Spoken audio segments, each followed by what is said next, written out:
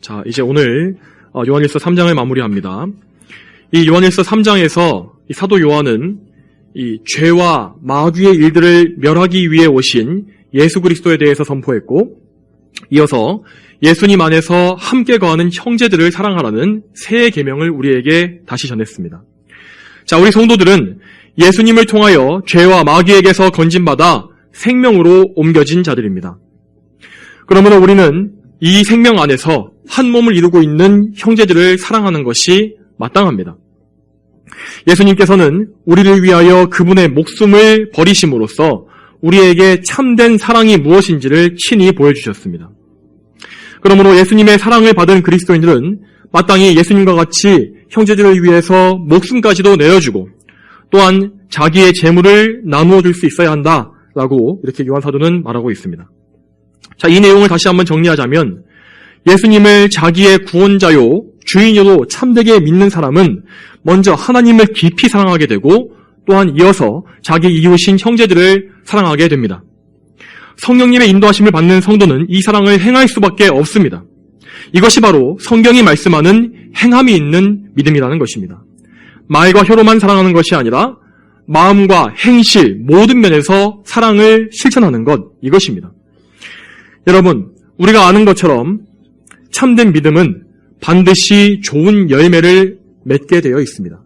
믿음은 망상이 아니기 때문에 반드시 좋은 결과가 나오게 되어 있는 것입니다.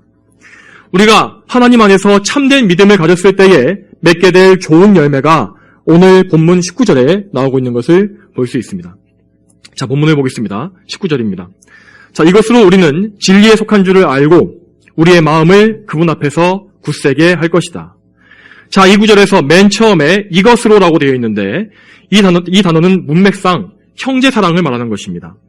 즉, 우리가 형제 사랑하는 일을 믿음으로 열심히 행할 때에 우리는 우리 자신이 진리에 속한 줄을 알게 된다는 것입니다.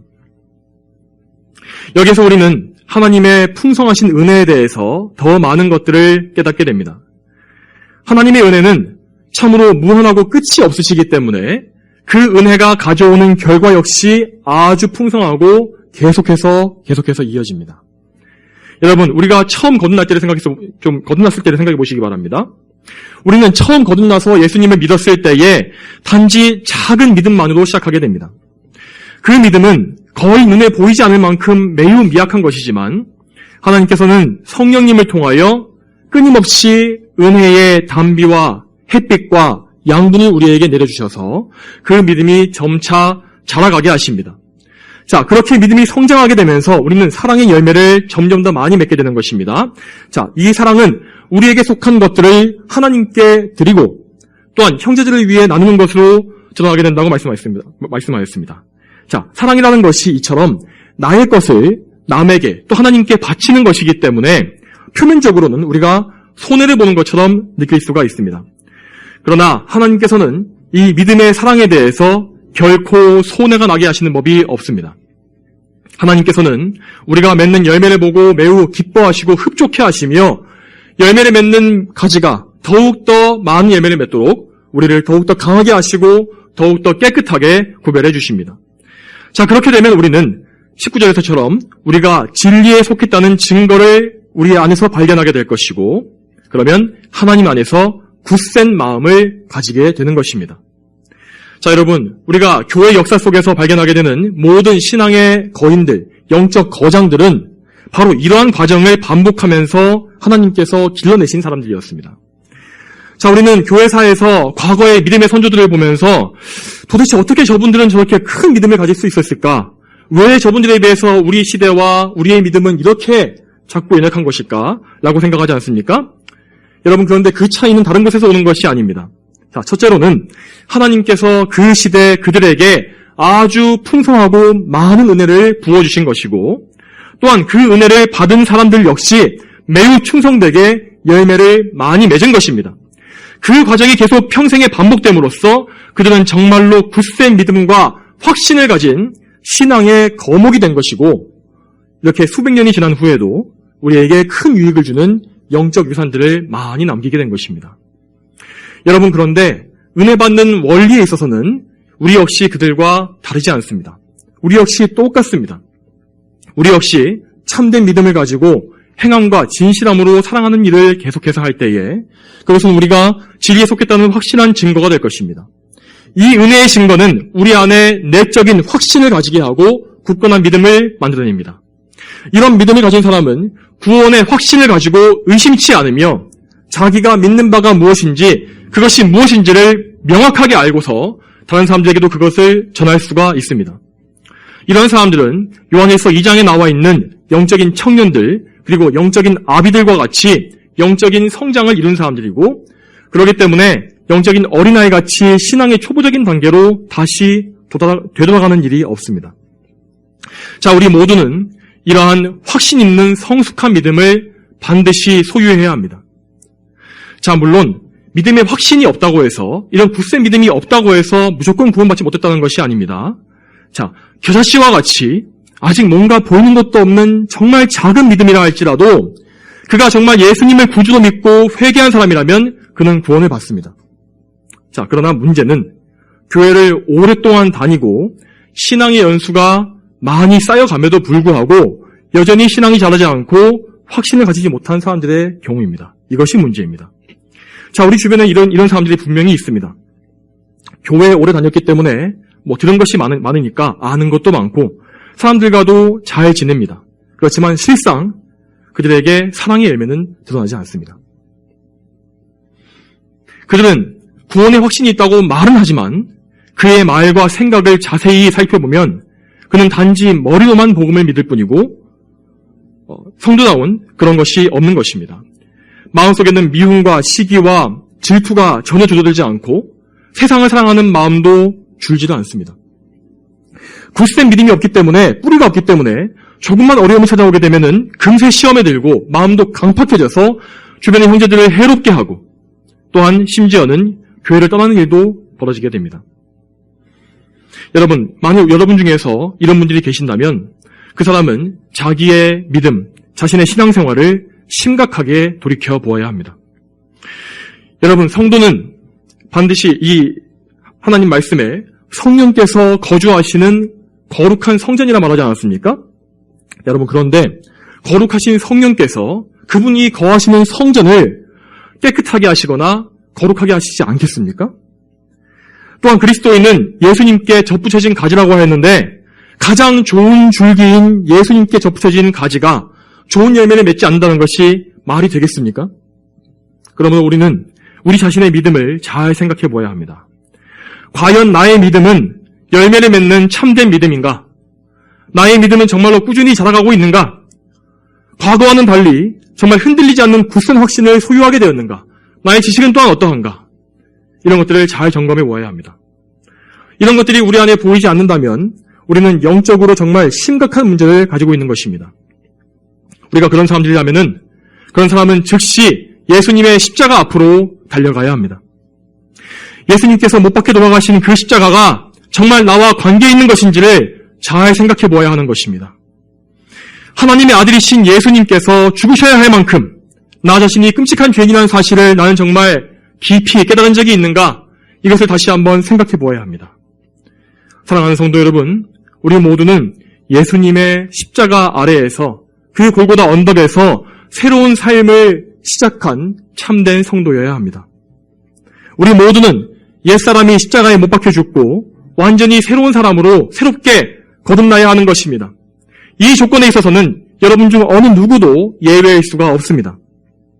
그러므로 확신 없이 그저 교회에 출석만 하고 계시는 누군가가 이 자리에 계신다면 제발 그분께서는 그분의 자신의 믿음을 철저히 점검하시기 바랍니다. 그렇지 않으면 그분은 장차 예수님의 심판대 앞에서 속죄받을 근거가 없기 때문에 정죄받고 멸망당하는 것을 결코 면할 수가 없을 것입니다. 자, 이렇게 사도 요한은 우리의 내적인 확신에 대해서 말한 이후에 우리 마음속으로 좀 더 깊이 파고 들어가고 있습니다. 자, 그는 우리 마음속에 있는 양심에 대해 말하기 시작합니다. 자, 20절과 21절을 보게 되면은 우리 마음이 우리를 책망한다라는 표현이 나오는데, 자, 이것이 바로 우리 양심이 작용하는 방법을 말하고 있는 것입니다. 자, 이 말씀을 잘 이해하기 위해서 우리는 우리의 양심에 대해서도 잘 알고 있어야 합니다. 자, 거듭난 성도가 불신자들과 구별되는 점 중에 하나는 바로 그 안에 선한 양심을 가지고 있다는 사실입니다.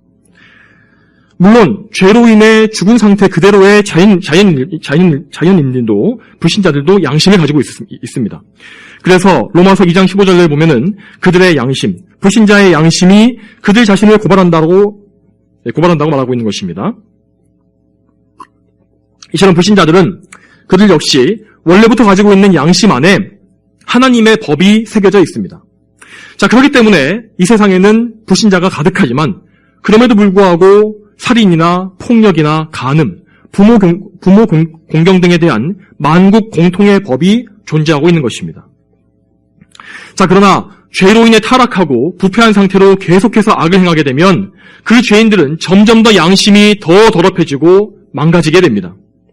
자, 처음에는 조그만 잘못을 저질러도 마음에 찔려서 벌벌 떨던 사람이 반복해서 죄를 짓다 보면은 나중에는 점점 더 대담해져서 큰 죄를 저질러도 아무렇지 않게 여기는 것을 볼 수 있지 않습니까? 이런 것들이 바로 그들의 양심이 점차 더 망가져간다는 증거입니다. 이렇게 계속해서 하나님의 말씀을 거역하는 일을 반복하다 보면 죄인의 양심은 마침내는 완전히 돌이킬 수 없는 상태에 빠지게 되는데 성경은 그 상태를 양심의 화인이 지킨 것이다 라고 무섭게 말씀하고 있습니다. 자, 반면에 죄에서 구원받은 성도는 그리스도의 보혈로서 그 양심이 깨끗하게 씻겨진 사람들입니다. 그들의 양심은 이제 죄에서 자유를 얻었기 때문에 무거운 죄책감에서 자유를 누리게 되었습니다. 또한 하나님께서 그분의 법을 그들의 마음에 새겨 넣어주시기 때문에 성도의 양심은 자기 마음속에 새겨진 하나님의 계명에 따라 선한 일과 악한 일을 분별할 수 있는 영적 능력을 가지게 됩니다. 그러므로 참된 성도의 마음속에서 양심의 작용이란 것은 대단히 정확하고 날카롭습니다.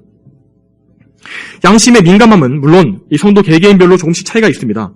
그러나 성도들은 성도라면 자기가 죄를 지었을 때에 금세 자기 양심이 찔리고 또한 자기 양심이 더럽혀지는 것을 감각할 수 있습니다. 또한 오늘 본문에 나온 것처럼 양심이 자기 스스로를 책망하는 것 역시 알 수가 있습니다. 여러분, 그런데 세상 모든 성도들은 결국 다 죄인들일 뿐이기 때문에 그들은 모두 양심의 책망을 매일 받으며 살고 있는 자들입니다.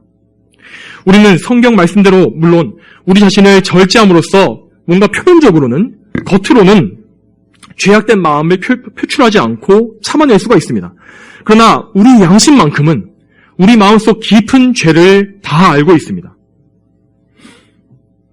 우리가 남을 미워하거나 혹은 미워하지 않더라도 충분히 사랑하지 못한 것, 남에게 베푸는데 인색한 것, 또한 남을 원망하거나 남을 멸시한 것, 또는 나와 하나님만 아시는 은밀한 나의 죄들, 이런 것들을 우리 양심은 다 알고 있습니다. 또한 나 자신이 얼마나 영적으로 게으르며 성화가 얼마나 더딘지도 알고 있으며 하나님을 사랑해야 할 만큼 사랑하지 못한다는 것도 역시 양심은 다 알고 있습니다.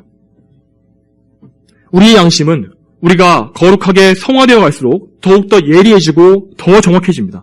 그러므로 이 땅에 어떤 성도라 할지라도 자기 양심의 책망을 받는 일에서는 자유로울 수가 없습니다. 특히 우리가 죄에 빠져서 우리의 마음과 양심이 연약해졌을 때에 우리는 마치 이 세상의 모든 죄들이 우리를 억누르고 압박하는 것처럼 느끼기도 합니다. 양심의 법정에 섰을 때에 그 자리에서 우리는 모든 증거들이 우리에게 불리하다는 사실을 깨닫게 될 것입니다. 그 증거들만 보게 되면 우리는 자신이 유죄 판결을 받고 영원히 형벌받을 수밖에 없다고 생각할 수도 있습니다. 그래서 성도들은 때때로 내가 구원을 잃어버린 것은 아닐까? 하나님께서 나를 버리신 것은 아닌가? 라는 의심까지 하게 됩니다. 다윗은 이러한 영적 상태를 시편 40편에서 이렇게 말하고 있습니다. 무수한 재앙이 나를 애워싸고 내 죄악들이 내게 덮쳤으므로 내가 쳐다볼 수조차 없고 그 죄악들이 내 머리카락보다도 많음으로 내가 낙심하였습니다. 여러분, 우리의 마음 상태가 이럴 수 있습니다. 이것은 이상한 것이 아닙니다. 그렇지만 사도 요한은 우리 성도들에게 참된 소망이 있다는 사실을 다시 한번 일깨워주고 있습니다.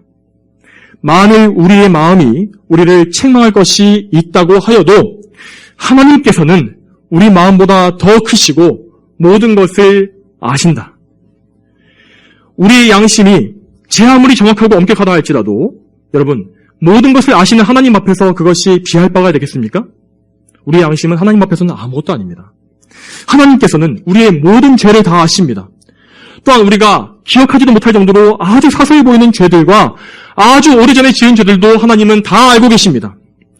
이처럼 하나님께서는 우리의 모든 연약함과 정말 이 치욕스러운 더러움을 다 알고 계심에도 불구하고 우리를 우리의 죄대로 판결하지 않으시고 은혜로, 그분의 자비와 은혜로 덮어주시는 분이십니다. 하나님께서는 이미 영원 전에 우리를 구원하기로 예정하셨고 미리 다 아셨습니다. 그분께서는 우리가 지을 죄까지도 미리 다 아셨지만은 그 모든 것을 예수 그리스도의 공로를 통하여 그 중보하심의 공로를 통해서 다 사해 주시기로 작정하신 것입니다. 하나님은 우리의 대표자 예수 그리스도와 맺으신 언약을 통해서 우리를 대우해 주십니다. 그 언약에는 우리의 모든 흉한 허물과 죄를 없애주시고 다시는 기억하지 않으실 것이라는 약속이 담겨 있습니다. 그러므로 우리는 우리 자신의 양심의 책망을 받을 때에도 우리 자신의 모습에, 우리 자신의 죄에 몰두해서는 안 될 것입니다. 오직 우리의 구원이신 하나님께, 그분의 은혜에 소망이 있는 것입니다. 여러분, 하나님께서 우리에게 베푸신 이 은혜의 가장 명백한 증거가 어디에 있습니까? 바로 예수님의 십자가에 있습니다. 예수님께서 십자가 위에서 죽으셨습니다. 우리를 대신하여서 피 흘리시고 모든 죄값을 다 치르셨습니다. 그러므로 우리가 예수님의 그 십자가를 바라보고 그분이 우리를 위하여서 하신 모든 일을 깊이 생각할 때에 우리의 마음은 평화를 되찾고 우리의 양심 역시 깨끗함을 회복할 것입니다.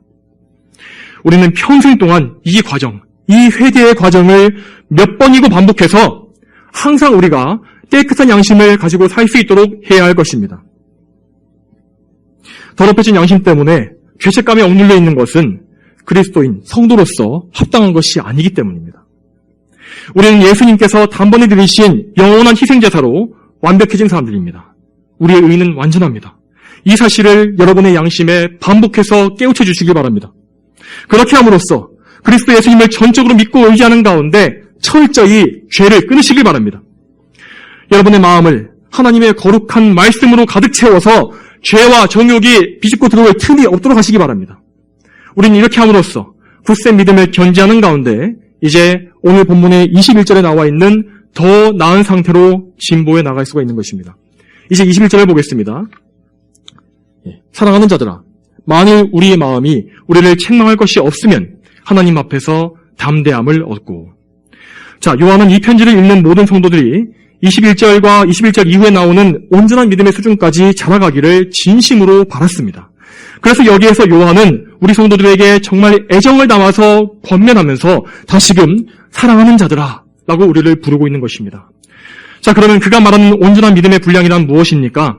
그것은 우리의 마음이 우리를 책망할 것이 없는 상태라고 하였습니다. 자, 물론 이 땅에서 완전한 성화가 이루어지지 않기 때문에 우리는 정말 양심의 책망을 받을 것이 단 하나도 없는 그런 완벽한 상태에는 이 땅에서 이룰 수가 없습니다.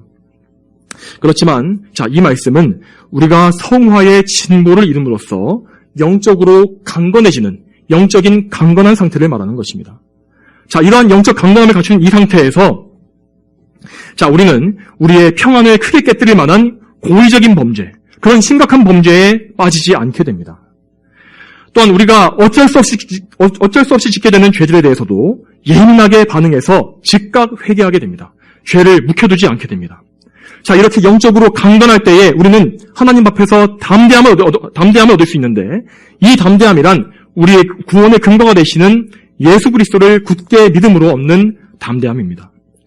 자, 이럴 때에 우리는 영적인 감각이 또렷해지고 또 영적으로도 활력이 넘치게 되기 때문에 하나님께 순종하는 일을 기쁨과 열심으로 할 수 있는 것입니다.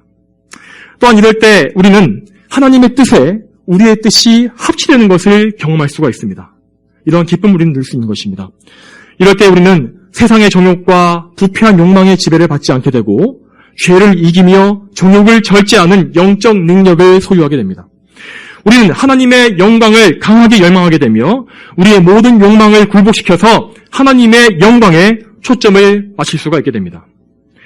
따라서 우리는 이 말씀에 나온 것처럼 성령님의 인도하심 가운데 하나님의 뜻대로 기도할 수가 있는 것입니다. 하나님의 뜻대로 기도할 때 우리는 22절에서 말씀하시는 것처럼 우리가 구하는 것은 무엇이든지 그분에게서 받게 되는 이러한 영적 체험을 하게 되는 것입니다. 자, 이제 이어서 22절의 두 번째 문장도 함께 보겠습니다. 자, 이는 우리가 그분의 계명을 지키고 또 그분 앞에서 기뻐하시는 일을 하고 있기 때문이다. 자, 이 말씀과 같이 그리스도 예수님을 굳세게 믿고 영적인 담대함 가운데 행하는 사람은 하나님을 기쁘시게 하는 일에 열심을 내게 됩니다. 이러한 기쁨을 누릴 때 우리는 이 땅에서라도, 이 죄악 가득한 세상에서라도 천국에서 맛볼 기쁨과 영광을 맛보게 됩니다. 그것을 미리 체험하게 됩니다. 여러분, 우리가 이 세상에서 누릴 수 있는 최고의 영적 기쁨이 여기 21절과 22절에 나와 있습니다. 이러한 즐거움은 우리가 세상에서는 절대 얻을 수 없는 것입니다. 여러분, 우리가 언제나 이 영광스러운 기쁨을 사모해야 하지 않겠습니까? 우리가 언제나 이 기쁨 가운데 살아야 하지 않겠습니까? 그러나 여러분, 우리 실제 우리의 생활, 우리 신앙생활에서는 이런 시간보다는 이와 반대되는 어둡고 힘든 상황이 좀 더 많이 벌어지는 것을 볼 수 있습니다. 자, 그러므로 우리는 그러한 나쁜 상태, 나쁜 상황에 잘 대처하기 위해서 우리의 마음과 양심이 아주 나쁜 상태에 처했을 때에 나타나는 현상에 대해서도 말씀을 통해 잘 알고 있어야 합니다. 여러분, 우리의 양심이 아주 나쁜 상태에 빠졌을 때에 우리의 마음이 죄로 더럽혀지고 영적으로 잠을 빠졌을 때에 어떤 일이 벌어지게 됩니까? 여러분, 우리의 삶을 돌아보기 바랍니다. 자, 우리의 마음이 정욕이 타오르고 세상에 두고 온 보화들이 생각나지 않습니까? 우리 마음속에 세상에 대한 염려가 가득 차게 되고 그러면은 주변에 세상 사람들이 누리는 부귀영화가 부럽게 느껴지게 됩니다. 그러면 롯의 아내와 같이 자꾸만 뒤를 돌아보게 됩니다. 롯의 아내가 소금 기둥으로 뱉던 것처럼 우리의 마음 역시 딱딱해지고 소금 기둥과 같이 그렇게 되어서 짜고 쓴 물만을 계속해서 뱉어내게 됩니다. 정말로 이런 상태는 일상생활에서 우리 성도가 경험할 수 있는 가장 최악의 것이라고 할 수 있습니다. 이럴 때 우리 양심은 온갖 것들로 자신을 책망하게 되고 또한 우리는 죄책감과 두려움에 억눌리게 됩니다. 기도가 막히고 영혼이 어두워져서 그저 탄식만 하게 되는 그런 상태가 되고 마는 것입니다. 이럴 때 우리는 마치 늪에 빠진 사람이 스스로 늪에서 빠져나올 수가 없듯이 영적 침체에 빠진 우리도 역시 스스로 빠져나올 힘이 없습니다. 오직 하나님께서 우리에게 도움의 손길을 뻗쳐주셔야만 합니다. 시편 40편 13절에서 자기 죄에 억눌려 있던 다윗은 곧바로 이렇게 외쳤습니다. 여호와시여 즐거이 나를 건져주시고 여호와시여 어서 나를 도우소서. 여러분, 이럴 때 우리는 정말 회개하고자 하는 마음이 생깁니다. 그렇지만 회개하려고 기도하기 위해 엎드렸을 때에도 이럴 때 우리가 회개하는 마음조차 없어졌다는 사실을 알게 됩니다. 정말 자꾸만 회개를 하긴 하는데 피상적인 회개를 하게 됩니다. 피상적인 회개라는 것은 그저 말로만 하는 회개를 말하는 것입니다. 분명 용서를 구하기는 하지만 영혼의 빛이 돌아오지 않고 얼마 안 가서 똑같은 죄에 빠지게 되는 이것이 바로 피상적인 회개입니다. 이럴 때 우리는 마치 눈이 가려진 채로 마귀에게 온갖 놀림을 당한 것처럼 그렇게 비참한 상태에 처하게 됩니다. 이러한 영적 상태는 그 자체가 우리 죄로 인해 당하는 징계입니다. 하나님께서는 우리로 하여금 죄가 얼마나 끔찍한 것인지를 알게 하시기 위해서 잠시간 우리를 이렇게 영적인 어둠 속에 남겨두실 때가 있습니다. 이럴 때 우리 자신에게는 달리 방법이 없습니다. 그저 하나님을 찾아야 합니다. 하나님께서는 잠시간 우리의 죄를 불쾌하실지는 모르지만 여전히 우리를 자녀로 대하십니다. 그렇기 때문에 우리 안에는 우리가 가장 큰 죄에 빠졌을 때라도 성령께서 내주하고 계십니다. 그러므로 우리는 이 사실을 믿고 우리 안에 계시는 성령님께 간구해야 합니다. 거룩하신 성령님, 참되게 회개하는 심령을 우리에게 회복시켜 주십시오. 거짓 회개를 드려서 하나님을 모욕하는 이런 죄를 그만 좀 짓게 해주십시오. 그리스도의 발 앞에 다시 엎드려서 통회하고 자복하는 참된 회개를 저에게 허락하여 주시옵소서. 여러분을 도우심에 인도하시는 성령님께 이러한 도움을 구하시기 바랍니다. 그것이 살 길입니다. 우리는 스스로의 힘으로는 회개 기도조차 제대로 할 수가 없는 무지하고 약한 죄인일 뿐입니다. 이 사실을 겸손하게 깨닫고 전적으로 하나님께만 의지하는 우리 모두가 되길 바랍니다. 자, 이어서 마지막으로 23절과 24절을 보겠습니다.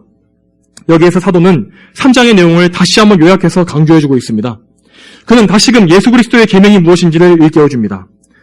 자, 그분의 계명은 이것이니 곧 그분의 아들 예수 그리스도의 이름을 믿고 또 그분께서 우리에게 주신 계명대로 서로 사랑하는 것이다. 여기에서 계명의 시작이 하나님의 아들 예수 그리스도의 이름을 믿는 것이다 라고 되어 있는 것을 잘 보시기 바랍니다. 여러분, 우리가 아는 십계명이 무엇입니까? 또한 십계명의 요약이 무엇입니까? 그것은 두 가지지 않습니까? 마음을 다하고 목숨을 다하고 뜻을 다하여 하나님을 사랑하는 것. 그리고 둘째로는 우리 이웃을 우리 자신처럼 사랑하는 것. 이 두 가지입니다. 자, 그런데 요한은 여기에서 계명의 첫 번째를 예수 그리스도의 이름을 믿는 것이다 라고 말하고 있습니다. 자, 그가 그렇게 말한 이유는 하나님을 사랑하는 것이 예수님을 믿는 것에서 시작되기 때문입니다. 예수님을 믿어서 죄를 씻고 의를 옷 입지 못한 사람은 그 누구도 하나님 앞에 나갈 수가 없으며 당연히 하나님을 사랑할 수가 없습니다. 그러므로 우리가 하나님의 계명을 지킨다는 것은 단순히 율법을 문자적으로 지킨다는 것을 의미하는 것이 아닙니다. 율법을 지킴으로써 구원받기 원하는 사람들은 마침내는 율법으로 정죄받을 것입니다. 우리는 우리를 대신하여 모든 율법을 성취하신 예수 그리스도께 먼저 믿음으로 나아가야 합니다. 오직 예수 그리스도만이 우리를 대신하여 율법 아래 나셨으며 모든 계명을 준행하셔서 완전한 의를 이루어주신 분이십니다. 그러므로 우리는 예수님을 믿고 그분의 의를 선물로 받은 후에야 감사와 기쁨으로써 예수님의 말씀, 하나님의 계명에 순종할 수가 있는 것입니다. 여러분, 예수님께서 우리에게 주신 새 계명이 무엇입니까? 요한복음 13장 34절에 나와 있습니다. 새 계명을 내가 너희에게 주니 서로 사랑하여라. 내가 너희를 사랑한 것 같이 너희도 서로 사랑하여라. 이것이 그리스도를 믿어 구원받은 우리가 지켜야 할 명령입니다. 요한 사도는 23절에 예수님의 말씀을 그대로 옮겨 놓아서 그 계명대로 서로 사랑해야 한다고 증거하는 것입니다. 이제 말씀을 맺겠습니다. 마지막 24절에서 요한은 예수 그리스도를 믿는 자 안에서 계시는 성령님에 대해서 다시금 말하고 있습니다. 성령께서는 우리 안에 계시면서 우리의 구원의 보증이 되어주시기 때문에 예수님께서 우리 안에 계신다는 사실을 더욱더 확실히 믿게 해주십니다. 예수님께서 우리 안에 계신다는 사실을 믿을 때에 우리는 불신앙과 두려움을 물리칠 수가 있습니다. 우리는 믿음으로 죄와 싸우며 세상을 이기는 강한 믿음을 그때에 가지게 될 것입니다. 저와 여러분 모두가 이 믿음을 소유한 가운데 천국까지 안전하게 도착할 수 있게 되기를 소망합니다. 다 함께 기도하겠습니다. 거룩하신 아버지 하나님, 오늘도 요한일서 말씀을 통하여서 우리가 하나님 앞에서 어떻게 정말 양심의 책망으로부터 자유로울 수 있는지, 어떻게 죄로부터 자유를 얻으며 평안을 얻을 수 있는지를 알게 해주시니 감사합니다. 하나님 아버지, 우리는 언제나 우리의 의가 되신 예수 그리스도를 바라봄으로 말미암아 자유를 얻습니다. 우리는 이미 자유와 완전함을 얻었고 우리는 그 믿음을 가지고 하나님께 나아가 정말 기쁨과 평강을 누릴 수 있음을 믿습니다. 주여, 이 기쁨이 우리의 사는 평생에 우리 안에 있게 하여 주시옵소서. 두려움과 어두움에 빠지지 않도록 도와주시고 죄에 빠지지 말게 도와주시며 정말 하나님을 신뢰하는 굳센 믿음 가운데 성도의 삶을 살 수 있도록 인도하여 주시옵소서. 감사드리오며 예수님의 이름으로 기도 올렸습니다. 아멘.